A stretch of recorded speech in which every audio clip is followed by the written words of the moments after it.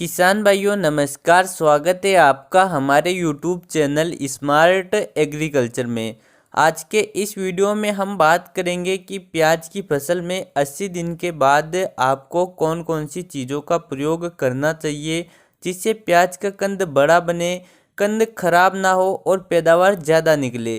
प्याज की फसल जब 80 दिन से ज़्यादा की हो जाती है उस समय प्याज के कंद का विकास चल रहा होता है और उसके अलावा उस समय प्याज की जड़ में कीड़े का अटैक भी होता है जिससे प्याज का कंद खराब होने लगता है। इसलिए हमें प्याज में 80 दिन के बाद सही प्रकार से सही चीज़ों का प्रयोग करने की बहुत ज़्यादा आवश्यकता होती है। तो इसके बारे में हम वीडियो में विस्तार से बात करेंगे, तो आप वीडियो को अंत तक देखिए। चैनल पर नए हो तो चैनल को सब्सक्राइब करके उसके पास आए घंटी के निशान को भी दबा दीजिए जिससे आपको हमारे चैनल के नए वीडियो के नोटिफिकेशन सबसे पहले मिल जाए। किसान भाइयों अब बात करते हैं कि प्याज में 80 दिन के बाद आपको कौन कौन सी चीज़ों का प्रयोग करना चाहिए। तो 80 दिन के बाद आपको एक चीज़ का स्प्रे और 3 चीज़ों का प्रयोग जड़ों के पास करना चाहिए। सबसे पहले बात करते हैं स्प्रे की। तो प्याज की फसल में 80-90 दिनों की अवस्था में आपको एक प्लांट ग्रोथ रेगुलेटर का स्प्रे करना चाहिए। प्लांट ग्रोथ रेगुलेटर के स्प्रे से प्याज की ग्रोथ रुक जाएगी और प्याज की पूरी ताकत उसकी जड़ में बनने वाले कंद को मिलेगी जिससे कंद का आकार बढ़ेगा और पैदावार बढ़ेगी। अब बात करते हैं कि कौन कौन सी कंपनी के पीजीआर का प्रयोग आप प्याज की फसल में कर सकते हैं। तो प्याज की फसल में सबसे अच्छा रिजल्ट तो पेक्लोबुट्राजोल टेक्निकल वाले प्लांट ग्रोथ रेगुलेटर का मिलेगा।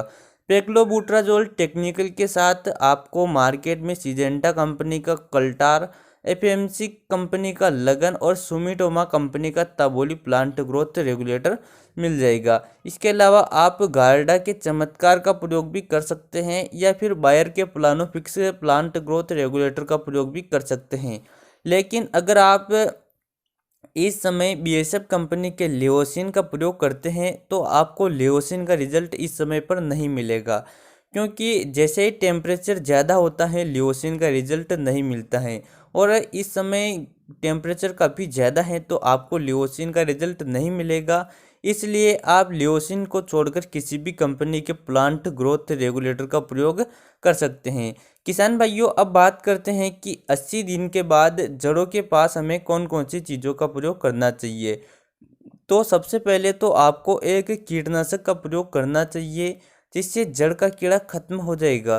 तो इसके लिए आप सिजेंटा कंपनी के वीरटाको दानेदार कीटनाशक का प्रयोग कर सकते हैं। सिजेंटा कंपनी के वीरटाको में थायोमेथेक्सोम 1% और क्लोरेंट्रा नीलिप्रोल 0.5% दानेदार फॉर्म में होता है। इसका प्रयोग आपको 2 किलोग्राम प्रति एकड़ के हिसाब से एकड़ के हिसाब से करना चाहिए जिससे इसका रिजल्ट काफ़ी अच्छा मिलेगा। और दूसरी चीज़ जो आपको डालना है वह है बोरान। बोरान एक प्रकार का सूक्ष्म पोषक तत्व होता है। बोरान के प्रयोग से प्याज का कंद बड़ा बनता है, कंद में चमक बढ़ती है, इसलिए प्याज में बोरान का प्रयोग जरूर करना चाहिए। बोरान का प्रयोग आपको प्रति एकड़ 1 किलोग्राम करना चाहिए और बोरान के रूप में आप बोरान 20% वाले पाउडर का प्रयोग कर सकते हैं। इसका प्रयोग आपको जड़ों के पास करना है। और किसान भाइयों आपको सिजेंटा वीरटाको कीटनाशक और बोरान के साथ एनपीके 0050 खाद का प्रयोग जरूर करना चाहिए। एनपीके 0050 खाद में 50% पोटास और 17% सल्फर होता है जिससे कंद का आकार व कंद की गुणवत्ता बढ़ती है। इसलिए आपको प्रति एकड़ 4 किलोग्राम एनपीके 0050 खाद का प्रयोग करना चाहिए।